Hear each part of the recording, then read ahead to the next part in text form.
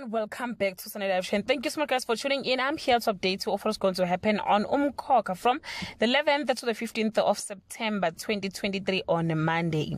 Mamzobe plays the good first wife in DIFA's eyes but sprues vitriol towards Zodwa, driving her out. Meanwhile, Mlungisi is restoring order in the church with DIFA's help and reinstate the council on Tuesday. The backlines between Mamzobe and Mabusi are drawn when the former cuts the mother and daughter time.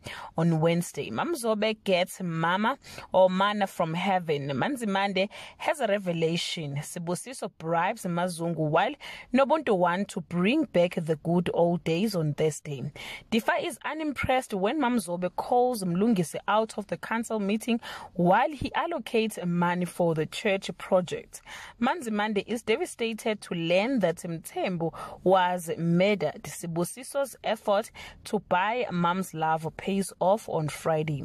Mamzobe is worried that Mlungisi is not ready to preach and will inevitably fail. Kulekani vent to Umkhokha about being sidelined after he learns about his father's murder. Sibusiso has bought a car. Well guys, that's all I have for today. You can leave your comment below and share your opinion.